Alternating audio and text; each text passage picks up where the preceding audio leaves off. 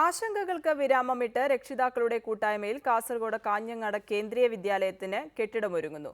കെട്ടിട സൗകര്യമില്ലാത്തതിനാൽ ഇവിടുത്തെ ഉപരിപഠനം വഴിമുട്ടി നിൽക്കുന്ന അവസ്ഥയിലായിരുന്നു.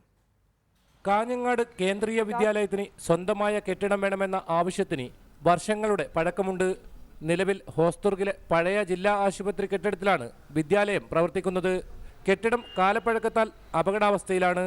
നേരത്തെ കാഞ്ഞങ്ങാടിനടുത്ത് ഗുരുവനത്തിൽ 8 ഏക്കർ സ്ഥലം നഗരസഭ സ്കൂളിനായി അനുവദിച്ചിരുന്നു.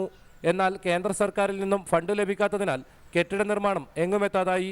9 ലക്ഷത്തോളം രൂപ രക്ഷിതാക്കളിൽ നിന്ന് സമാഹരിച്ച് സമീപത്തായുള്ള ക്യാംകോ കെട്ടിടം താൽക്കാലികമായി നവീകരിച്ച് കേന്ദ്രീയ വിദ്യാലയത്തിന് ഉപയോഗിക്കാനാണ് തീരുമാനം. കെട്ടിട സൗകര്യമില്ലാത്തതിനാൽ ഇവിടെ +1 ബാച്ചിന് അനുമതി ലഭിച്ചിരുന്നില്ല.